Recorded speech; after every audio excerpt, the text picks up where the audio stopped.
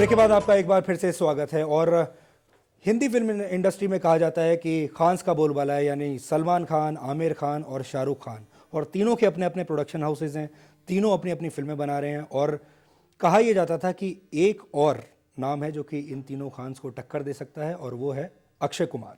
और अब अक्षय कुमार भी अपने प्रोडक्शन हाउस से फिल्म ला रहे हैं, पटियाला हाउस।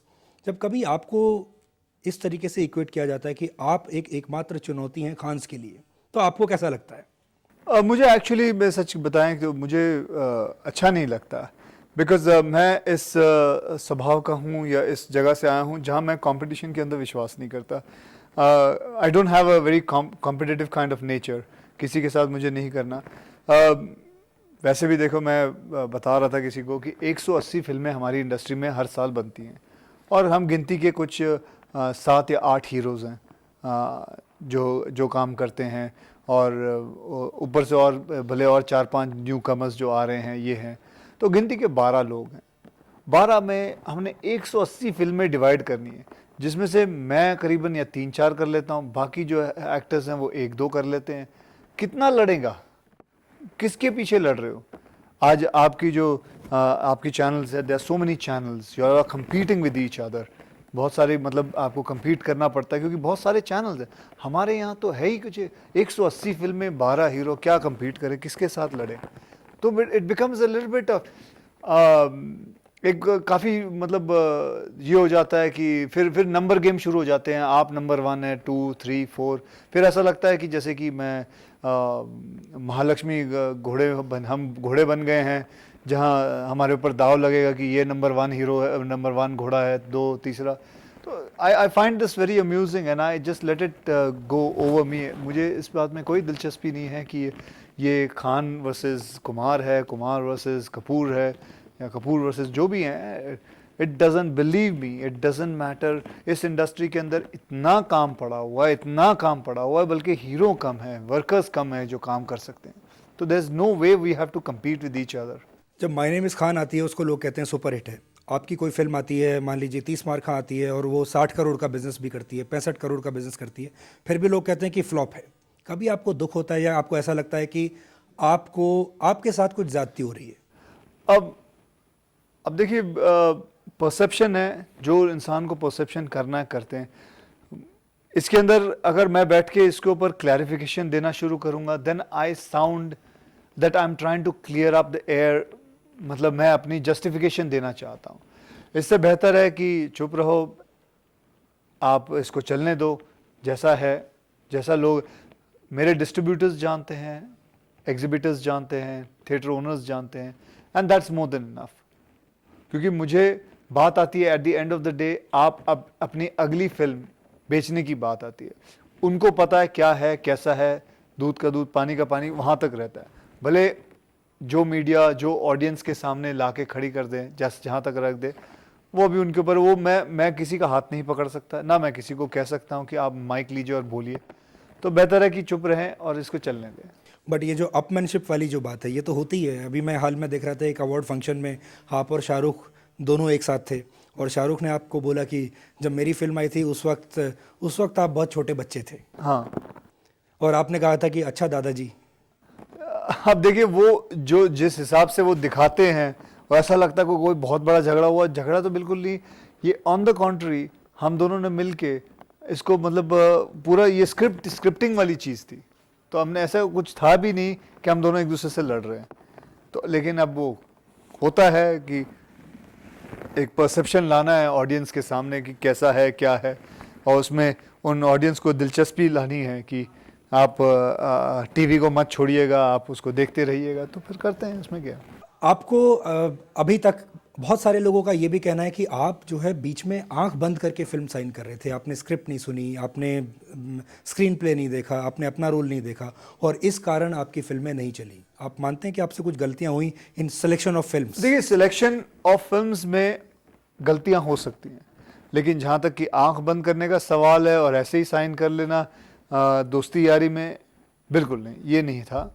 इसका कारण बिल्कुल नहीं था। लेकिन गलत फिल्म साइन की, हाँ, हो सकता है। बहुत सारी है मैंने जो गलत फिल्म साइन की हुई थी और रिलीज़ हुई, नहीं चली।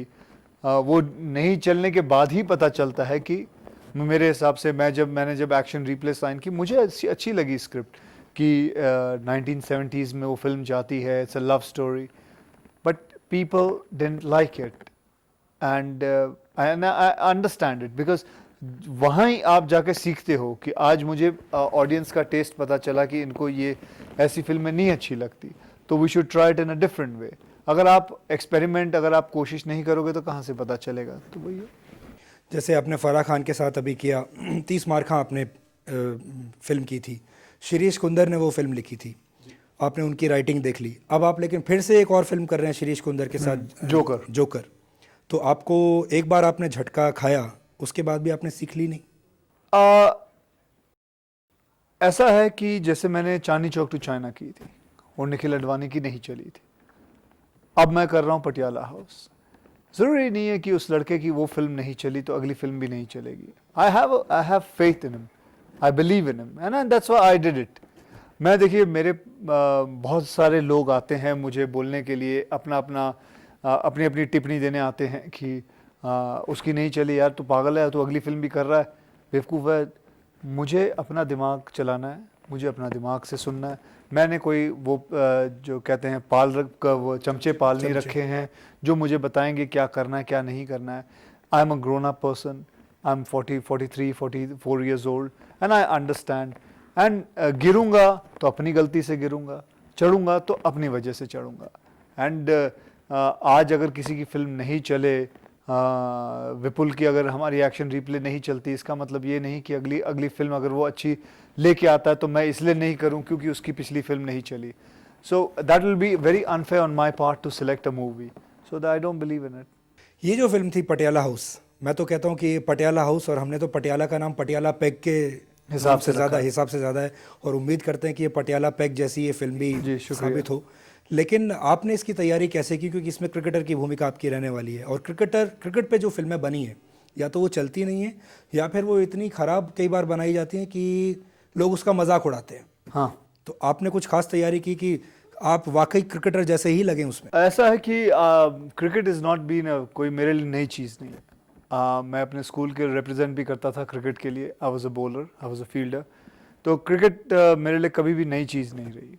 जब मुझे क्रिकेटर खेलना था तो ये नहीं है कि मुझे एक फास्ट पेस बॉलर खेलना था, तो मैं कोई पहली बार गेंद पकड़ नहीं रहा था, ना मुझे पहली बार ये सुना था कि आउट स्विंग इन स्विंग कैसे करते हैं। हाँ, मेरे टेक्निक में ज़रूर गड़बड़ थी। जब मैं बॉलिंग करता था मेरे जो दोनों हाथ हैं वो काफ़ी बाहर फैले हुए रहते थे, इसीलिए जब कैमरा में मैंने देखा और हम we had send it to Australia to for the जितने भी इसके ऊपर जो स्पोर्ट्स के बराबर मतलब शूट करते हैं उनके लिए उनके पास भेजा था, तो उन्होंने बताया कि इनकी जो हाथ की मूवमेंट है we have to curb it, उसको अंदर करना है। तभी हमने बलविंदर संधू साहब को बुलाया था कि to coach me for at least about 15-20 days, and उन्होंने मुझे कोचिंग दी। He every morning net practice होती थी मेरी कि कैसे इस एल्बो को बाहर जाने से अच्छा आप इधर तक लेके आइए, यहाँ आके रोकिए, फिर बॉल को कैसे पकड़ना, कैसे और अगला स्टांस आपकी फुटिंग कैसे होनी चाहिए। तो सारा कुछ उनके सामने मैंने सीखा और बैठा, and you can see the result as a cricketer. तो अब आप आईपीएल की टीम खरीदने के लिए पूरी तरह तैयार हैं? नहीं, मुझे आईपीएल खरीद के नहीं, आईपीएल तो मुझे नहीं खरीदना, मैं तो पहले भी तैयार था, ऐसे कुछ नहीं है। लेकिन मुझे इतना उसके बारे में टीम्स के बारे में नॉलेज नहीं है कि कौन सी क्या खरीदना है क्या बेचना है, मुझे नहीं पता। कभी आपने सोचा है, क्योंकि फिल्म इंडस्ट्री की और भी लोगों ने टीमें खरीदी हैं या वो they are part of teams, कभी आपने भी सोचा हो कि मैं जो है आईपीएल की किसी टीम के साथ में एसोसिएटेड रहूं? मैं था दिल्ली के साथ, उसके साथ आप 1 साल के लिए था, ब्रांड मैं ब्रांड एम्बेसडर था। फिर उसके बाद नहीं, फिर मैं बिकॉज मेरा शेड्यूलिंग काफ़ी हैवी हो गया था, so I was away for long time, so I couldn't be. तो क्रिकेट से आप अभी कोई ऐसा जुड़ने के बारे में नहीं सोच रहे हैं? नहीं, उस मामले में बिल्कुल नहीं, लेकिन क्रिकेट से मेरा मतलब अगर आप मुझसे कुछ भी सवाल कर लें क्रिकेट के बारे में तो आपको मैं सही जवाब दे सकता हूँ। और वक्त है अब एक और छोटे से ब्रेक का, लेकिन जब ब्रेक के बाद वापस लौटेंगे तो पूछेंगे कि आखिरकार अक्षय कुमार और कैटरीना कैफ के बीच ऐसा क्या है कि उनकी केमिस्ट्री फिल्म के पर्दे पर इतनी बेहतरीन दिखती है, और अक्षय और कैटरीना की इस जोड़ी को सलमान इतना नापसंद क्यों करते हैं। छोटे से ब्रेक के बाद।